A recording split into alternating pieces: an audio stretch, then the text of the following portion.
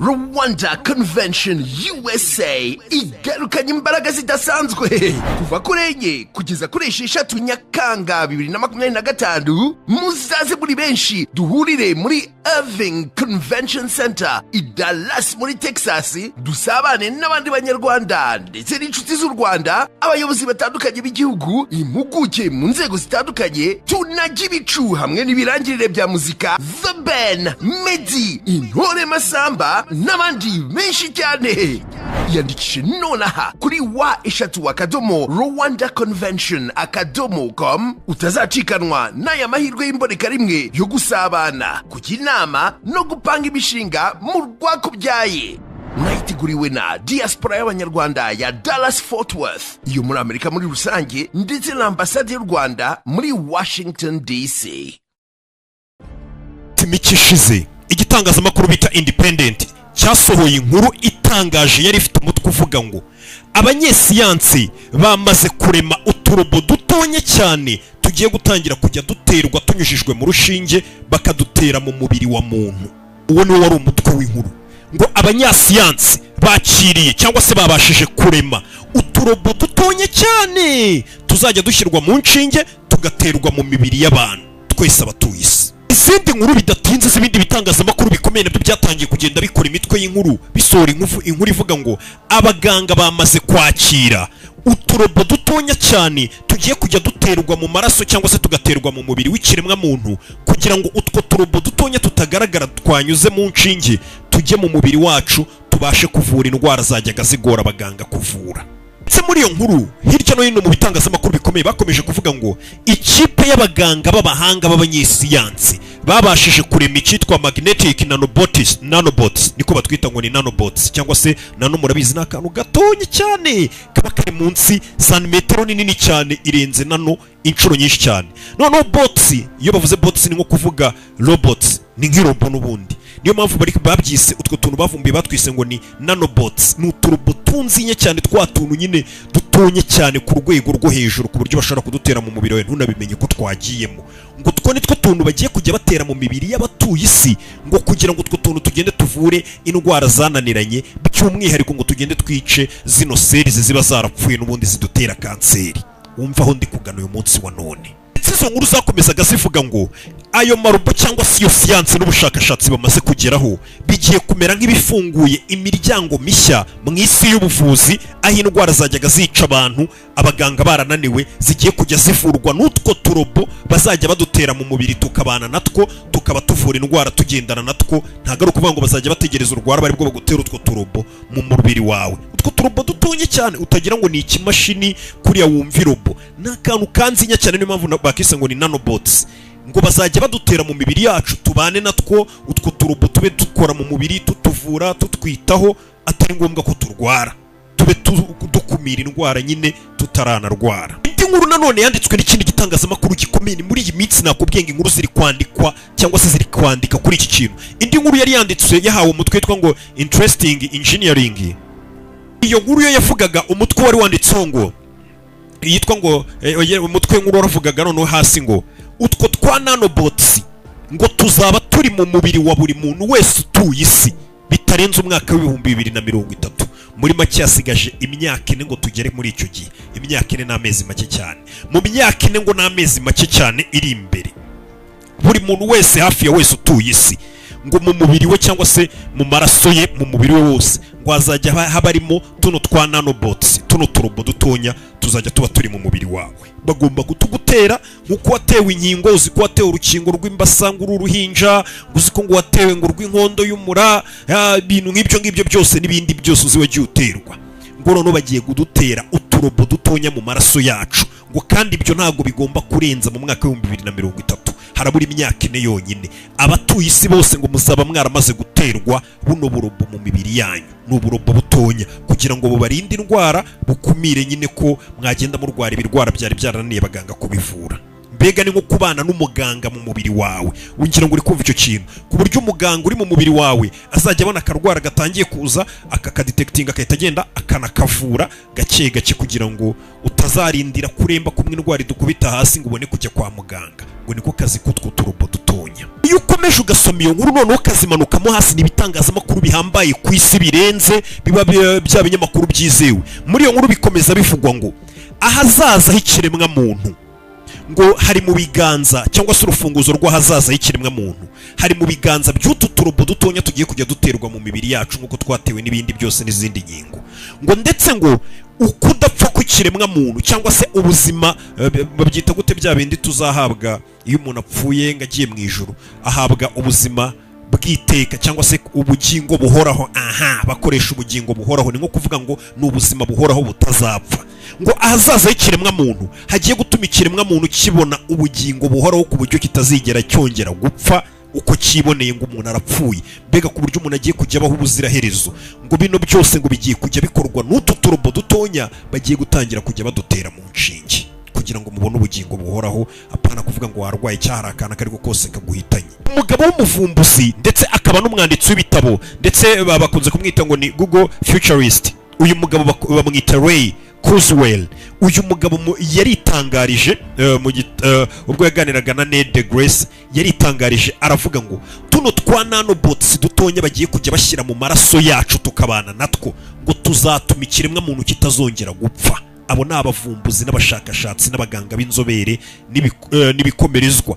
Ngo izo nanobots bagiye kujya batera muri blood streams zacu ngo zizatangira gutuma ikiremwa muntu kidapfa guhera mu mwaka wa 2030. N'ejo bundi ni imyaka 4.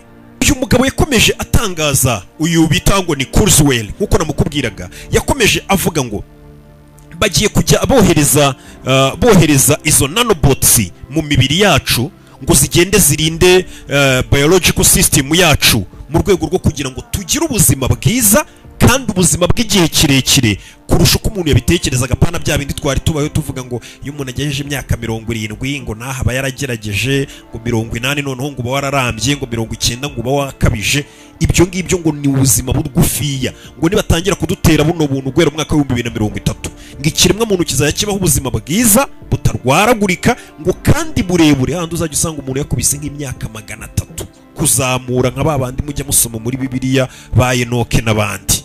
Ndetse uno mugabo akomeza avuga ngo ahazaza haratwegereye kurusha uko mubitekereza. Bya bintu nyine mwumvaga ngo cyangwa se bya bintu mwumvaga ngo byahazaza mubona mu mafilime muvuga ati bino bintu birashoboka, ngo haratwegereye kurusha uko tubitekereza. Kugira ngo ubyumve ibyo bintu nibyisho bundi narindi kubabwira ku byerekeranye na zino AI cyangwa se zino artificial intelligence, bari kugaragaza ko zino AI, umuyobozi w'ikigo gikora ano marobo gikora zino AI, ubwe yari ari kwivugira ni CEO wayo, yari ari kuvuga ati mu myaka 4 iri imbere, n'ubundi ni mu mwaka wa 2030, yari ari kuvuga ati ikintu kigomba kuba kiri ku isi nuko 50% by'abantu bakoraga akazi ko mu maofisi bazaba barirukanywe barakavuyemo, barasimbuwe n'amarobo ari gukora akazi kabo. Ndetse iyo urebye imibare uyu munsi wa none ikwereka ko ahazaza hari bugufi kurusha uko tubitekereza.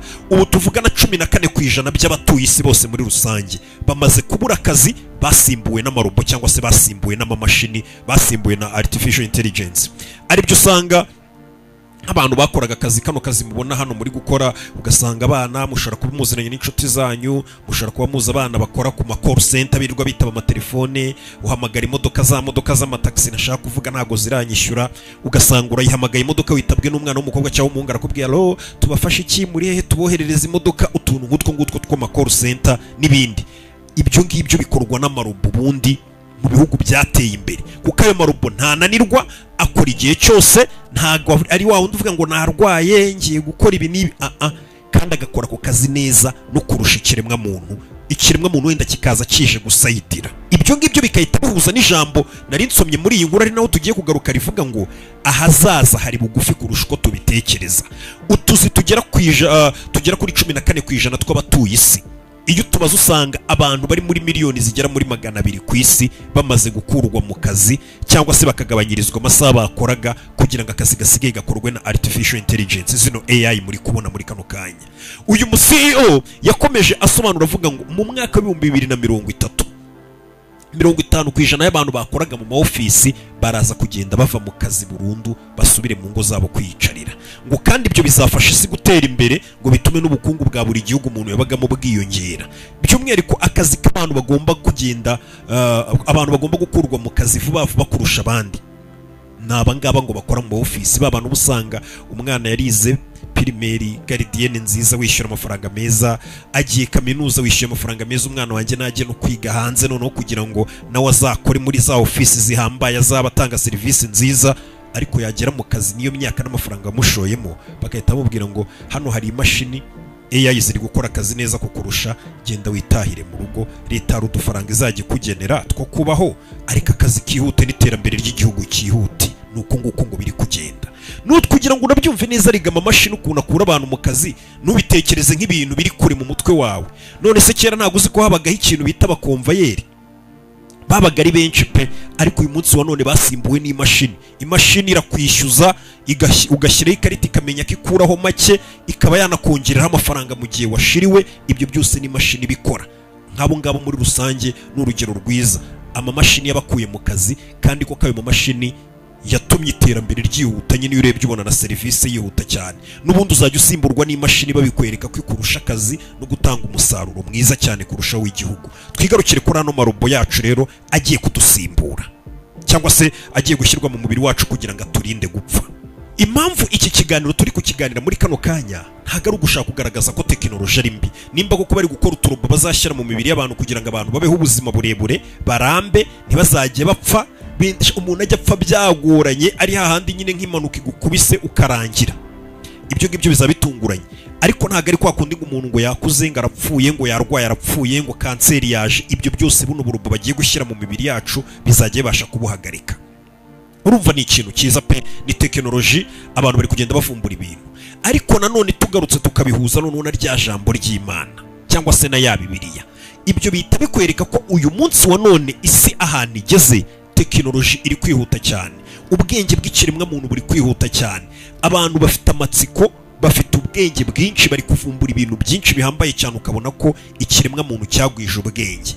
Bibiliya mu byahishuwe ivuga ko ngo mu bimenyetso bizakwereka ko turi mu minsi ya nyuma, nuko ikiremwa muntu ngo kizagwiza ubwenge, ubwenge bwa muntu buzagwira. Niyo magambo ikoresha Bibiliya ivuga. Gusa nanone bino bikavuguruza uko Imana yari yaraturemye. Wibutsa Satani buri gihe abagerageza kuvuguruza icyo Imana yaremye igashyira hariya, cyangwa se icyo Imana yakoze cyose, Satani agerageza kugira ngo icyo kintu kirwanye. Niyo mpamvu nimba Imana yarashyize amategeko 10 ati abantu ntago bagomba gukora ibi ngibi, Satani abagomba kuza avuga ati bino bintu n'ukuntu biryoha, bino bintu n'ukuntu bigenda neza, muyoboka ahubwo ibi bintu, akagerageza no kubigutega kugira ngo avuguruze bya bindi byashyizweho n'Imana. Niko Satani nyine akora, agerageza kuvuguruza ubushake bw'Imana mu bantu. Icyitwa transhumanism ni systeme abantu bari gukoresha imeze nk'iri kuvuguruza ubushake bw'Imana, aho abantu bari kugenda bakihindura amamashini kandi bari abantu.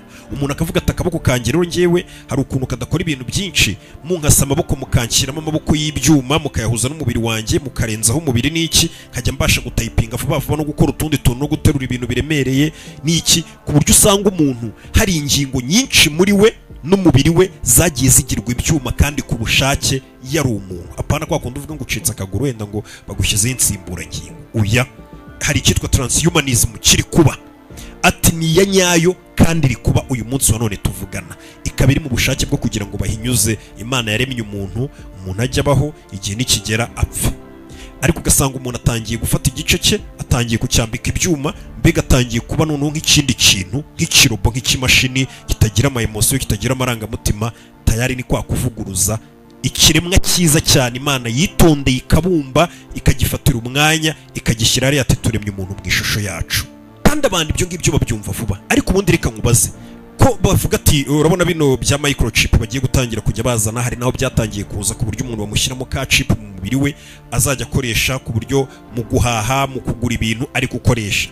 Ese ubona antikristo aje muri kano kanya akavuga ngo umuntu udafite iyi chip muri we ntago nta kintu kimwe yemerewe kuba yahabwa. Ubona hari abantu bayanga cyangwa abantu bose babifata bakavuga ati ubwo niho isi igeze nyine turi kujyana n'igihe mudushyiremo vuba ahubwo twikomereza ubuzima bwacu. Ubona hari umuntu wabyanga akavuga ati njyewe ndi ku ruhande bitwari twarabihanuriwe, akavuga ati njye ndi ku ruhande rw'Imana nanabyemera nakwemera nkanabizira.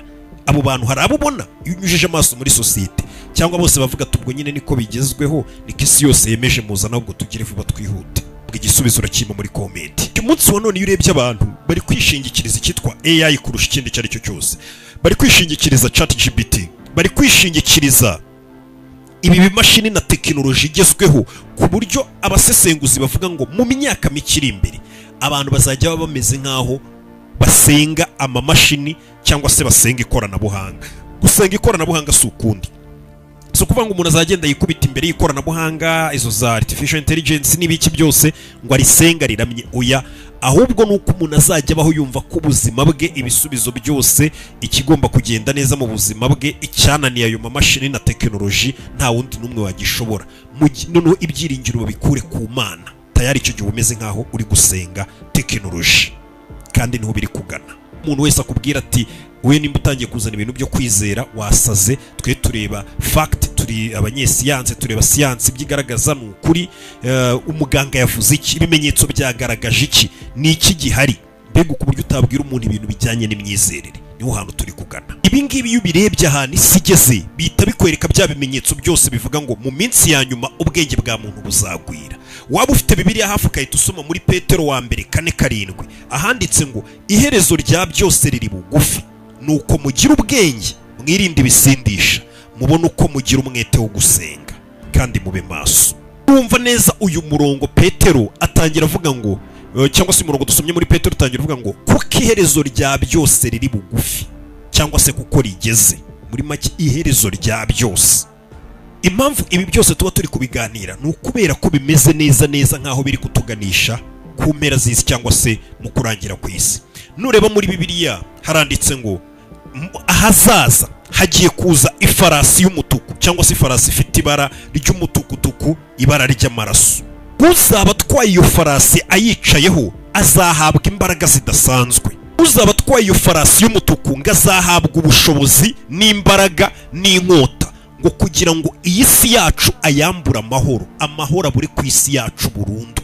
Nureba isi yacu iri gutera imbere, ibintu byose muri kuvumbura ibiki byose, ariko ngo Bibiliya ikavuga ngo hagiye kuza uri ku ifarasi y'umutuku, ngo uyitwaye ngo azahabwa inkota ngo ndetse n'ubushobozi bwo kugira ngo iyi si yacu ayambure amahoro. Ngo buntu icyo azakora kuri iyi si yacu ngo azateza intambara kuri iyi si n'amakimbirane. Ubwo n'ubuhanuzi buri muri Bibiliya, abantu basubiranemo ngo n'intambara ziteze kuri iyi si yacu ku buryo iyi si yacu ibura amahoro neza. Izo ntambara no kubura amahoro ku isi bizagenda bigere ku rwego rudasanzwe, noneho bitere n'ubwoba ku buryo uzajya uvuga ngo bishoboka bite ko nta mahoro na make yaba ari ku isi, ngo ku buryo iyo farasi yose izajya igera nta kindi izajya yasiga ni ukubura amahoro n'intambara no gusubiranamo hagati y'abantu.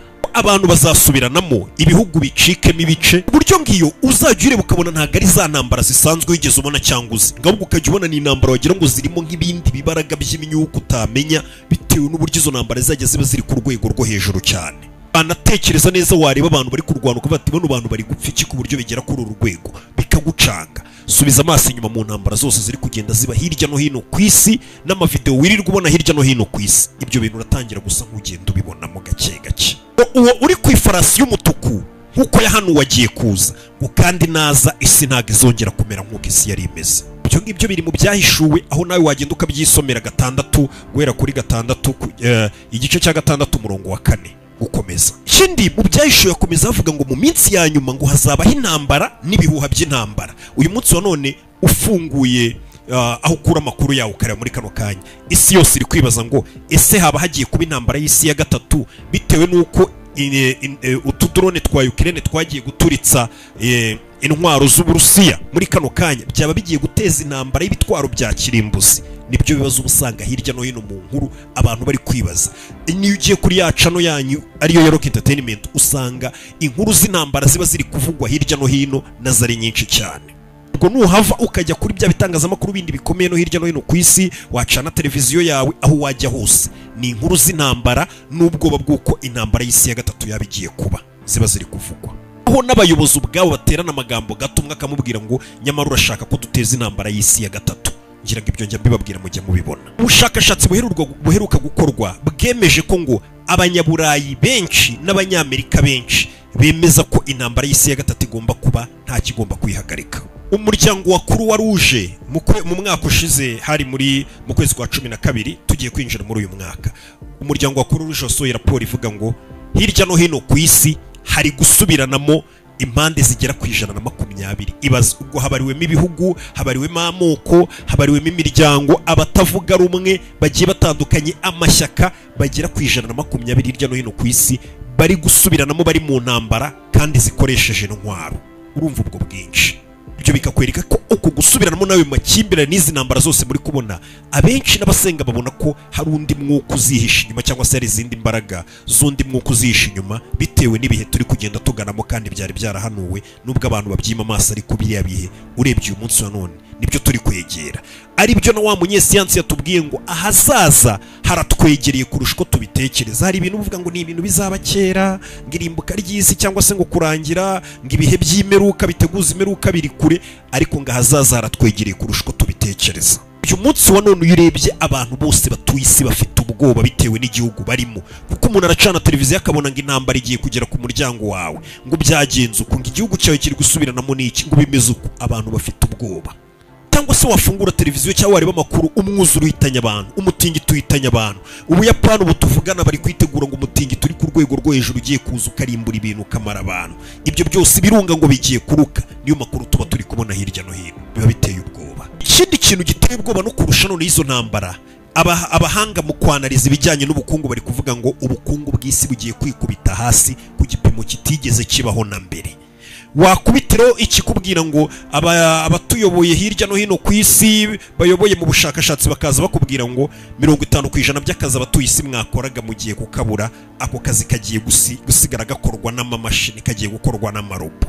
Ni gute utagira ubwoba? Unareba none abenshi byamaze kugendekera gutyo, bamaze kukavaho. We muri kano kanya ntabwo wahita ubyumva, ariko ibyo ni ibintu biri kuba muri kano kanya ubwo tuvugana. Ikindi ntago twasoza nakubwiye ngo wari wabaho rimwe wenda mu buzima bwawe ufite agahinda, ubabaye, wumva ibintu byose bitameze neza, uri mu gahinda kenshi gakabije. Ibyo nibyo usanga byanditse muri Bibiliya. Ndagira ngo wumve kano kantu neza witonze. Byanditse mu Befeso 4:30 handitse ngo kandi ntimugateza agahinda umwuka wera w'Imana wabashyiriweho kuba ikimenyetso kugeza ku munsi wo gucungurwa. Ngo kandi ntimugateze agahinda umwuka wera. Muri make muri uyu munsi wa none abantu benshi bari guteza agahinda umwuka wera. Ese ni ryari umuntu atera agahinda umwuka wera?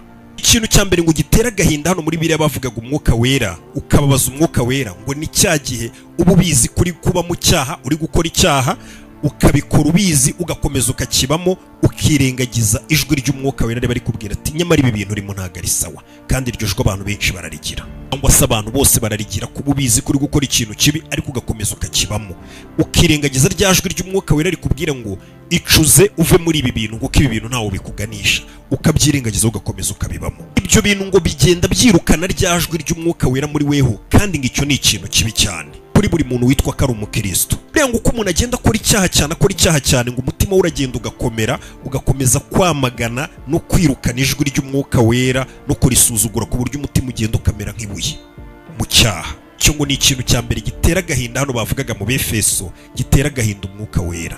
Ikindi kimenyetso cyo gutera agahinda rero umwuka wera kigaragara kuri weho, ni cyagiye noneho rya jwi ry'umwuka wera ryajyaga riza rikakubwira ngo bino bintu si sawa, utangiye kuribura, nturusigare noneho ntubu ukiribona muri weho, ntubu ucyuryumva muri weho. Cyagiye uba utacyumva rya jwi ry'umwuka wera, usigaye utumva ari kubuza ikintu cyangwa se ari gucira urubanza, usigaye wibera mu cyaha, ukumva urishimye ukagikora, ugakora ikibi ukumva nibwo wakoze neza, umutima utakigucira urubanza. Kandi kera warakoraga icyaha umutima ukakubwira ati wakosheje, nawe ubwawe ukirakarira ukababara. Noneho ukagera ku rwego usigaye ukora ikintu kibaho, ugaterwa ishema nacyo ukishima, ukumva nibwo umeze neza, byajwe utakiri kuryumva. Menya ko noneho wateye agahinda, wataye inzira y'Imana bya nyabyo, ndetse uri kure cyane. ibyo bihite bikwereka ko uri ahantu habi cyane. Kandi ureba uyu munsi wa none ahantu turi, abantu benshi sosiyete iri guterwa ishema no kwikorera ikibi, birabanejeje, nta jwi ribacira urubanza, niyo umubwiye ngo uri gukora ibibi ahubwo abona uri igicucu. Abakora ibibi cyane cyangwa se abakora ibyo byaha ku buryo babumva ko aribo bantu ahubwo bafite ubwenge bwinshi, wowe utabikora uri umuntu wasigaye w'umudage. Ibi ngibi reka dusoze nkubwira ngo ugende ufate Bibiliya yawe usoma ahantu mu byakozwe n'intumwa 24:16.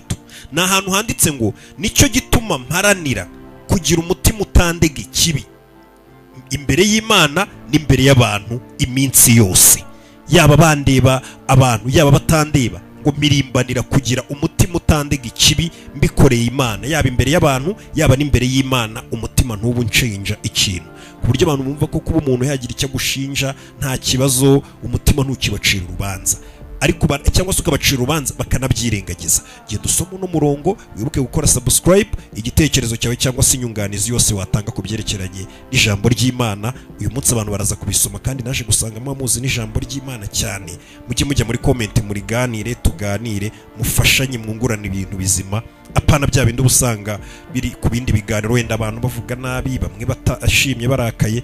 Tujye tunibuka ko tuzapfa rimwe na rimwe. Reka mbabwire ngo Imana ibahe umugisha. Ciao ciao.